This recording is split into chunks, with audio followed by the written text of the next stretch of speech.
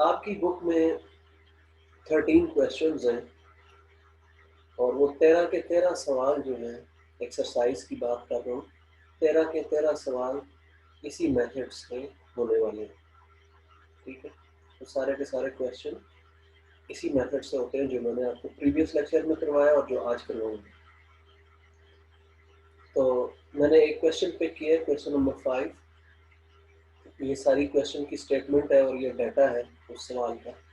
492 candidates for scientific posts gave particulars of their university degrees and their hobbies.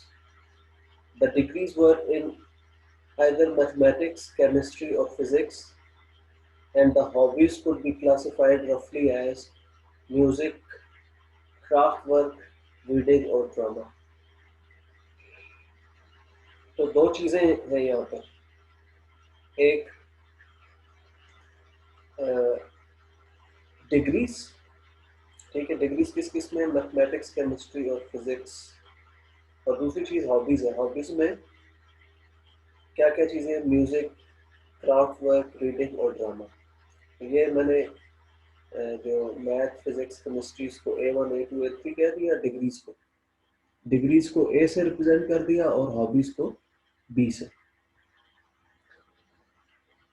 तो hobbies में क्या क्या शामिल है? Music, craft work, reading, drama. Music, craft work, reading, drama.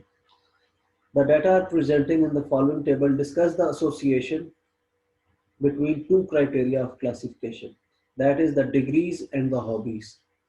तो ये दो जो एट्रीब्यूट्स हैं, डिग्रीज एंड हॉबीज, इनकी हमने एसोसिएशन चेक करनी है। ठीक है, तो बिल्कुल 100% उसी तरह का सवाल है। ये आपको ऑब्जर्व फ्रीक्वेंसीज दी गई है।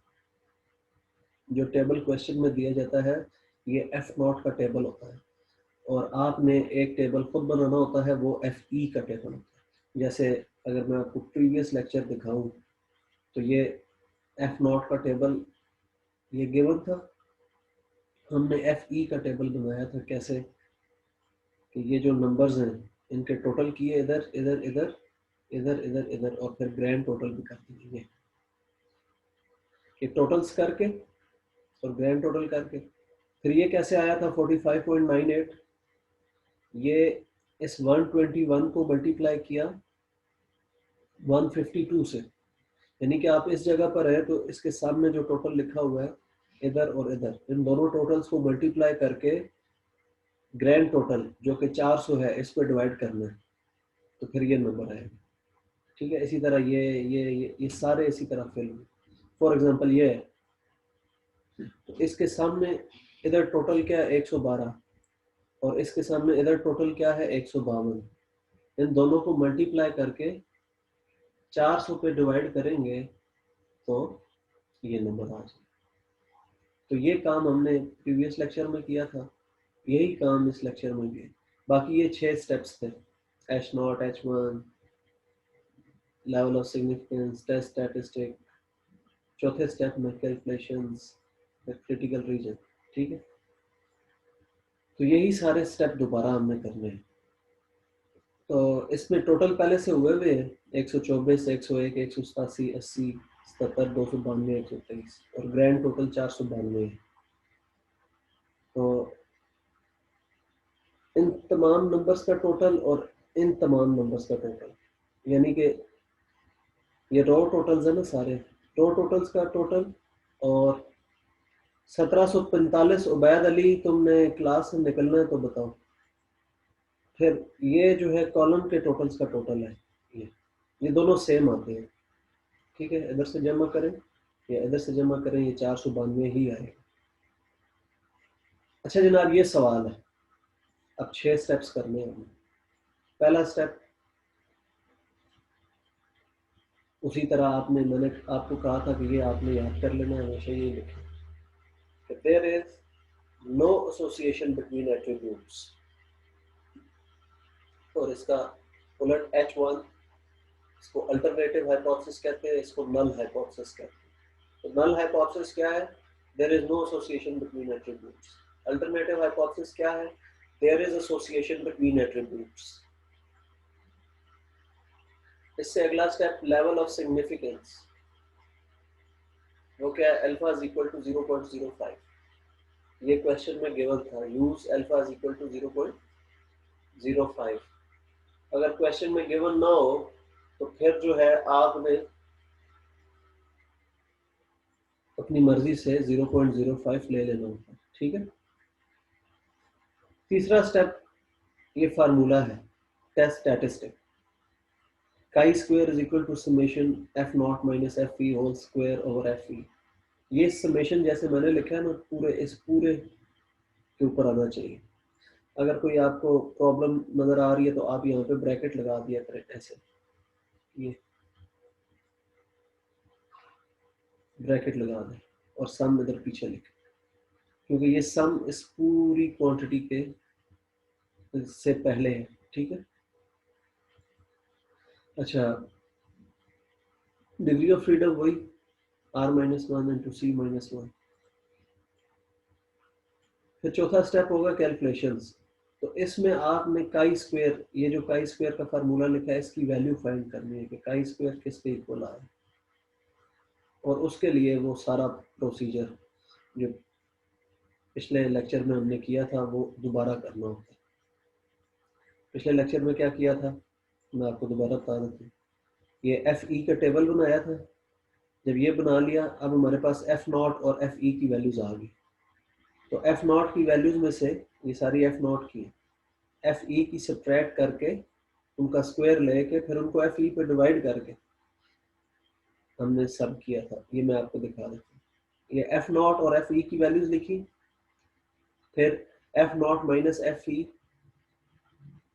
स्क्वायर किया और एफ ई किया। और मैंने ये आपको समझाया था कि कैलकुलेटर पे आपने ऐसे ये करना है,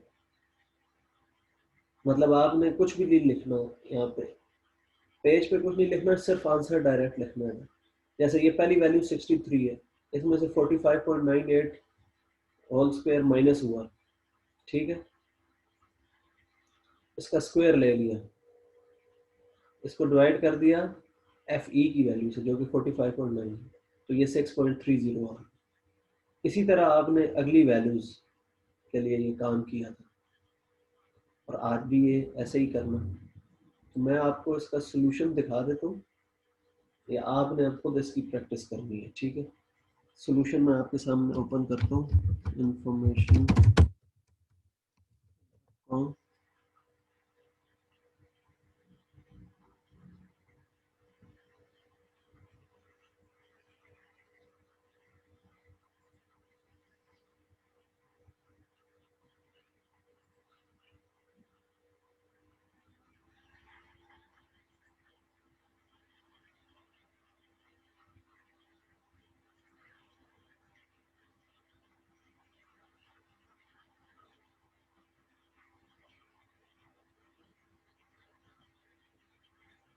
ये देखें जनाब,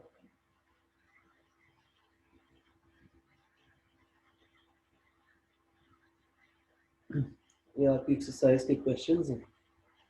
अभी मैं जो क्वेश्चन डिस्कस कर रहा था वो क्वेश्चन नंबर 5 है, ये वाला, ठीक है। तो यहाँ पर देखें उन्होंने कैसे ये एफ ई का कॉलम बनाया, एफ ई का टेबल बनाया हुआ कैसे।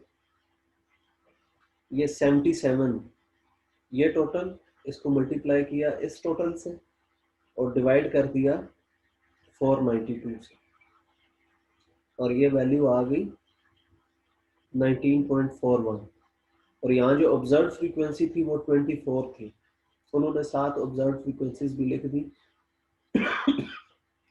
लेकिन मैंने आपको जो तरीका बताया हुआ है उसमें एक्सपेक्टेड फ्रीक्वेंसीज अलग से हम टेबल बनाते हैं, ऑब्जर्व का अलग से लिखा होता है, ठीक है। इन्होंने यहाँ साथ ही ऑब्जर्व भी लिखी हुई है 24, 83, 17। ये मैं आपको दिखा देता हूँ, ये 24, 83, 17, और इसी जगह पर इन्होंने एक्सपेक्टेड फ्रीक्वेंसीज भी फाइंड कर ली। कैसे, 77 को मल्टीप्लाई किया 124 से और डिवाइड कर दिया 492 से। तो आपने यूँ अलग सा एक टेबल बनाना है, ठीक है। इसके ऊपर एफ नॉट लिख देना है इस टेबल के ऊपर, ऑब्जर्व फ्रीक्वेंसीज और उसके ऊपर एक्सपेक्टेड फ्रीक्वेंसीज FE लिख देना, ठीक है। तो 1 2 3 4 12 एंट्रीज आपने फाइंड करनी है। ये मैं आपको यहाँ सोल्यूशन पर दिखा रहा हूँ। ये 1 2 3 4 5 6 7 8 9 10 11 12, ये 12 एंट्रीज उन्होंने FE की फाइंड कर ली। इसके बाद हम इसको F प्लॉट और FE कह रहे हैं, वो इसको कैपिटल और कैपिटल E से रिप्रेजेंट कर रहे हैं सोल्यूशन में। तो उन्होंने देखे कितने कॉलम बनाए, 1 2 और फिर 3। मैंने आपको क्या बताया, आप डायरेक्टली ये कॉलम बनाए, ये 2 कॉलम बनाने की जरूरत नहीं है, ये आपका टाइम ज़ाया करेंगे, ठीक है। और कैलकुलेशन भी में मसाइल आएंगे, आपको राउंड ऑफ के मसाइल आएंगे, इसलिए आप ये 2 कॉलम ना बनाया करें, O और E के बाद या F और FE के बाद डायरेक्ट ये कॉलम, जैसे मैंने आपको सिखाया। तो ये कॉलम आ जाएगा जब आपके पास काई स्क्वायर की वैल्यू आ जाएगी 54.11, ठीक है जी। क्या वैल्यू आई है, 54.11।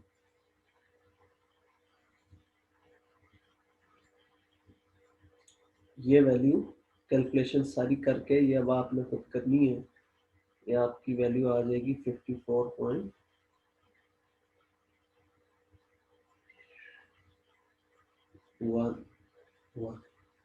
ठीक है। इसके बाद क्रिटिकल रीजन है, ये स्टेप,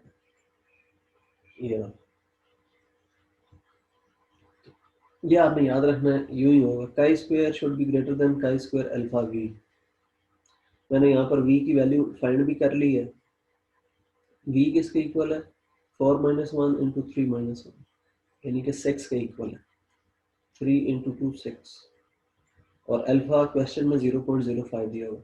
अब ये वैल्यू कैसे देखते हैं, ये जो वैल्यू होती है ये तो हमने कैलकुलेट की होती है, 54.11, इस साइड वाली, इस साइड वाली वैल्यू कैसे देखते हैं, ये मैं आपको उस दिन भी बताया था। एक काई स्क्वायर टेबल मैंने यहाँ खोल के बताया था, दोबारा मैं आपको वो टेबल ओपन करके दिखाता हूँ और ये वैल्यू हम कैलकुलेट करते हैं। यहाँ पे टाइप कर लेते हैं काई स्क्वायर टेबल,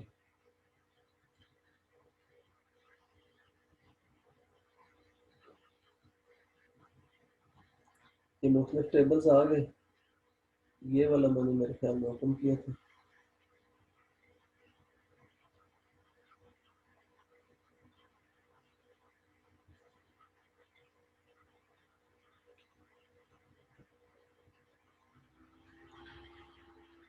ये आ गया जी काई स्क्वायर टेबल।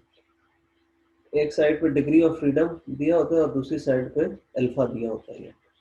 अब अल्फा 0.05 है ये, और डिग्री ऑफ फ्रीडम 6 था, तो हम ये 6th रो और ये 0.05 में ये वैल्यू नजर आ रही है 12.592, 12.592। ये कैसे देखी, अल्फा 0.05 था क्वेश्चन में, और डिग्री ऑफ फ्रीडम जो है वी की वैल्यू वो 6 थी, तो ये वैल्यू आ गई 12.592, ठीक है। ये समझ आ गई है, इसको गौर से एक मरतबा फिर देख लें।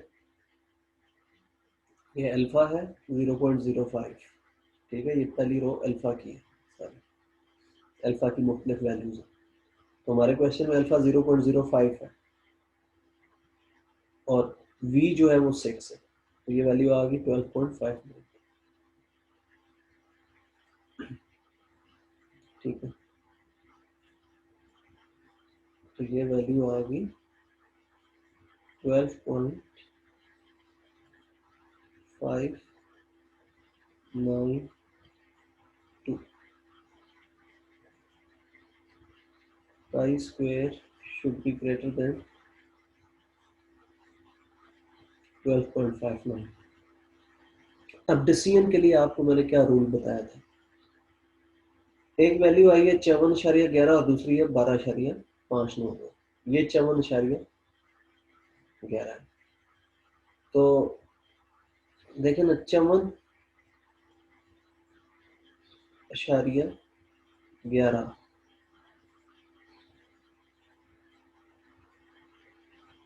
ये बड़ी है 12.592 से, ठीक है। Therefore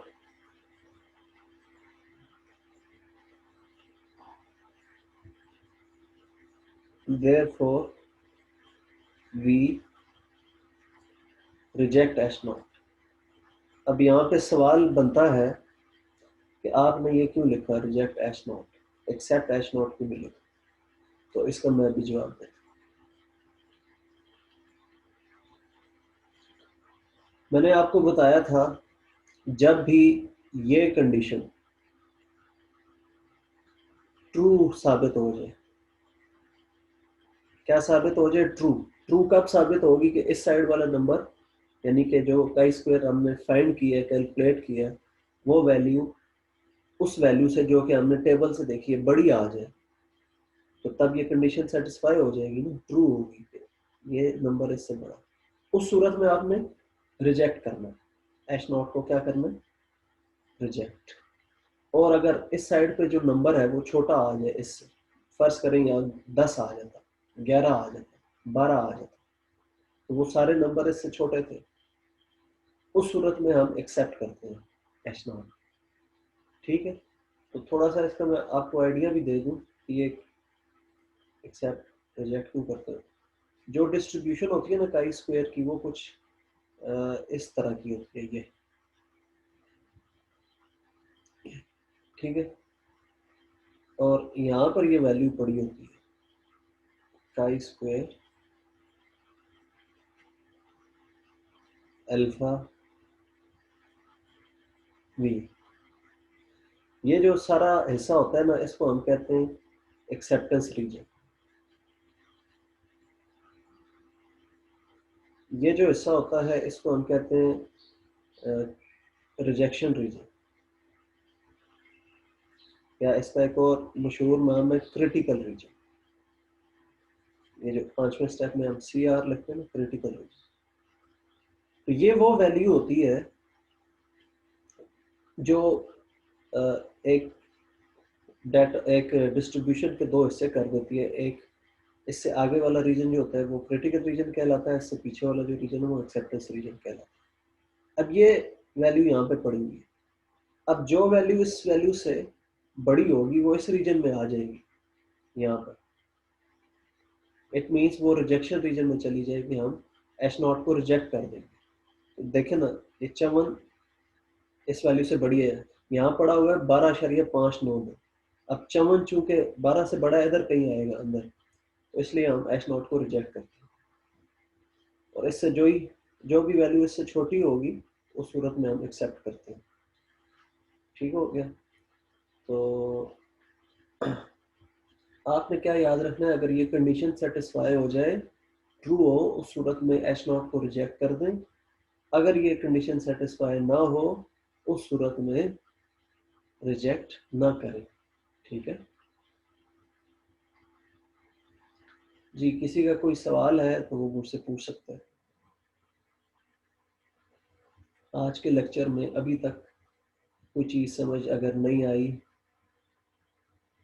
तो मुझसे सवाल पूछ सकते हैं।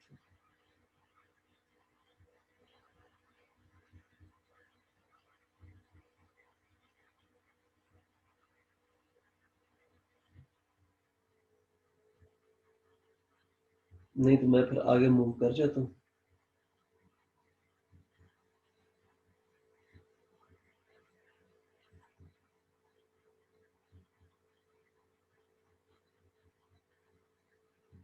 अच्छा जनाब, मैं आपको बाकी एक्सरसाइज के सवाल भी दिखा देता हूँ। ये 5वां सवाल हमने किया ना, ये देखें, यहाँ पे भी उसने यही लिखी है सारी बात। Since the calculated value this is greater than critical value this, chi square lies in the critical region, chi square critical region के अंदर लाई कर रहा है, we reject H0 at 5% level of significance.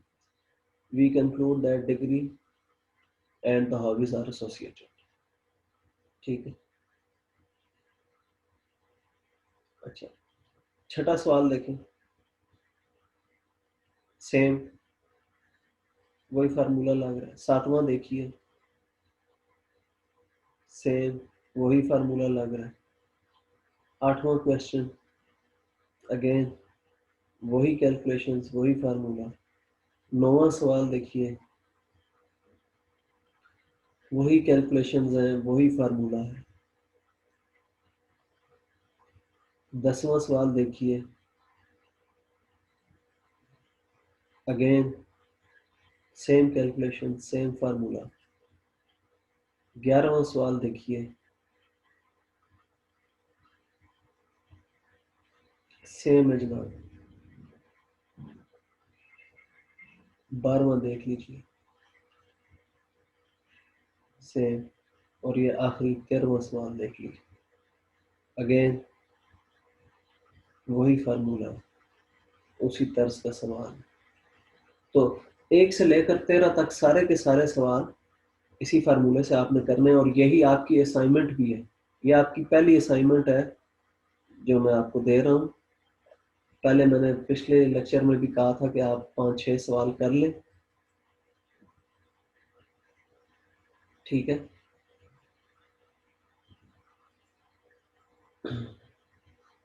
मैंने आपको प्रीवियस लेक्चर में भी कहा।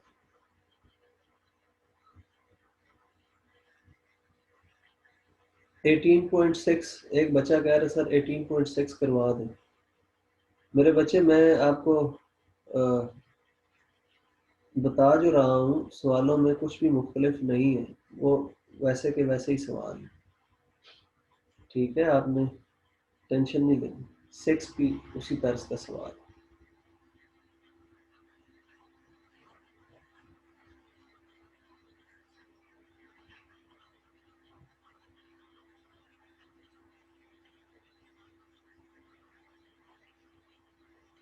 ये देखें, there is no association between condition at home and condition of the child. There is association between condition at home and condition of the child. Condition of at home, clean, not clean, clean.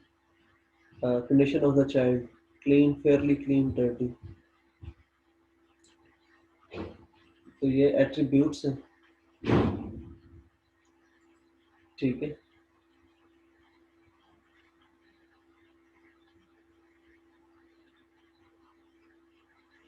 उसी तरह की calculations हैं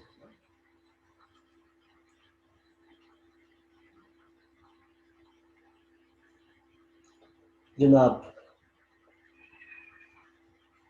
किसी को किसी चीज़ की consult करने की ज़रूरत नहीं है मेरे बच्चे। सारे के सारे सवाल उसी तरह के हैं यार। डिसीजन में आपने लिखना होता है रिजेक्ट एच नॉट और एक्सेप्ट एच नॉट। अभी मैं आपको बताता हूँ। ये जैसे हमने लिखा ना, therefore we reject H naught. अब एच नॉट क्या है? एच नॉट में हमने लिखा है there is no association between attributes. ठीक है। जब हमने ये लिखा there is no association between attributes और ये रिजेक्ट हो गया, इसका मतलब है ये बात ठीक है, there is association between attributes. तो आप कह दें कि we conclude that there is association between attributes, ये लिख दें। और जब ये एक्सेप्ट हो जाए तब कहें there is no association between attributes. या जितना ये लिखा है ना, ये भी काफ़ी है, इतना ही लिख दे काफ़ी है। Therefore we reject H naught, therefore we do not reject H naught, इतना भी डिसीजन में लिख दे तो काफ़ी होता है। अच्छा, बस अब आपने ये 6 स्टेप्स इनको प्रैक्टिस कर लेना है। मैंने ये जो क्वेश्चन एक आपको करा दिया, जिस तरह कैलकुलेशंस कराई थी, इसको अगर आप समझ गए कैसे ये वैल्यूज आई हैं, फिर आप 13 के 13 सवाल कर लेंगे, कोई मसला आपको नहीं आएगा। और टेबल, जी एक और सवाल बच्चे ने पूछा कि टेबल हमें याद करना होगा। नहीं बेटा, आपको टेबल याद नहीं करना ये वाला। ये आपकी बुक में मैं चेक कर लेता हूँ, अगर तो मौजूद होना चाहिए। हाँ जी, ये पेज 325 पे मेरे पास जो बुक है उसमें ये टेबल मौजूद है। पेज 325 आपकी बुक के एंड पे ये टेबल दिया गया है। आपको ये टेबल एग्जाम में प्रोवाइड कर दिया जाएगा, ठीक है, या आप इस पेज की फोटोकॉपी करवा के लेके जा सकते हैं। ठीक है, पेज 325 पे ये टेबल आपको दिया गया है। एक बच्चा हुसैन, आप जो है स्क्रीनशॉट ले लीजिए, ठीक है। उज़ैफा वी की वैल्यू, हाँ जी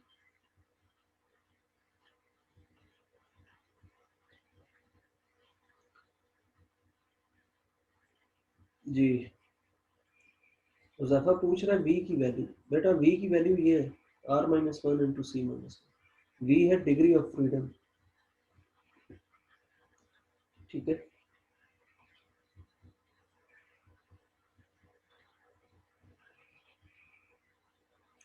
एक बच्चा पूछ रहा है सर हेडिंग देनी, हाँ जी देनी है। ये जो मैंने हेडिंग्स दी हुई है ना, level of significance, test statistic, calculations, critical region, decision, ये सारी आपने लिखनी है, ठीक है।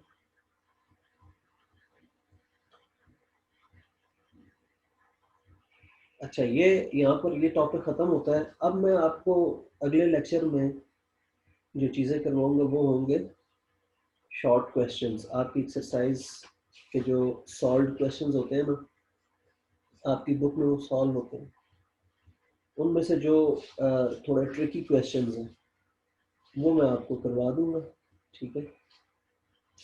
वैसे तो वो सारे के सारे सॉल्व हैं, आप में से मैक्सिमम बच्चे वो कर लेंगे, फिर उसके बावजूद अगर कोई नहीं कर सकता तो ज़ाहिर है उसके लिए डिस्कस करना ज़रूरी है। फिर हमारा ये चैप्टर ख़त्म हो जाएगा, ठीक है। हुसैन, आप स्क्रीनशॉट ले लीजिए और मुझे सेंड कर। मुनीब रहमान, शेडिंग समझा दें। शेडिंग नहीं करनी बेटा इसमें। ये जो हमने तस्वीर बनाई है ना, ये मैंने जस्ट समझाने के लिए आपको, ये छठा स्टेप समझाने के लिए समझाई गई है। आपने ये चीज़ नहीं करनी होती सोल्यूशन में।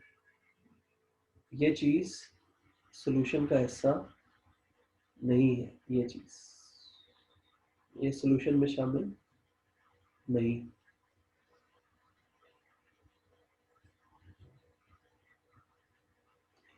5 हेडिंग, हेडिंग के स्पेलिंग तो ठीक लिख, मैं कह रहा हूँ पता नहीं है हेडिंग के 5 हेडिंग है जनाब। क्रिटिकल रीजन, क्रिटिकल रीजन ये होता है, हमेशा आपने ये याद रख लेना, chi square should be greater than chi square alpha b. बाकी ये जो चीजें आ रही हैं 6 steps, critical region, calculation, test statistic, level of significance, null hypothesis, alternative hypothesis, ये चूंकि पिछला चैप्टर है हाइपोथेसिस टेस्टिंग, उसमें एक एक चीज को तफसील से हम डिस्कस करेंगे। यहाँ पर चूंकि एक ही टॉपिक आया था इसका, एक ही सवाल, एक ही तर्ज का सवाल है ये जो हमने करने हैं। पिछले चैप्टर में आप देखेंगे मैं एक एक चीज को तफसील से बयान करूंगा। ये क्रिटिकल रीजन, अभी मैंने हल्का सा यहाँ पे आपको टच दिया है क्रिटिकल रीजन का, लेकिन तफसील से इस पर बात कर लूँगा। फिलहाल आप ये चीज़ याद कर लें, ठीक है। Chi square should be greater than chi square alpha b. Okay जनाब, आज के लिए इतना ही। मिलते हैं अगले लेक्चर में। स्क्रीनशॉट्स मेरे ख्याल में ले लिए होंगे। हुसैन अगर है तो बता दे ले लिए। जी हुसैन, स्क्रीनशॉट्स ले लिए? हाँ उसने ओके सर किया हुआ।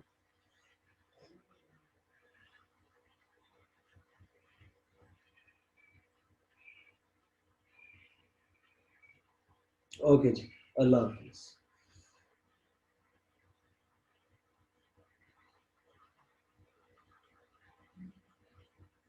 1810 रोल नंबर, अली अब्बास। तेरी अटेंडेंस नहीं लगेगी आज।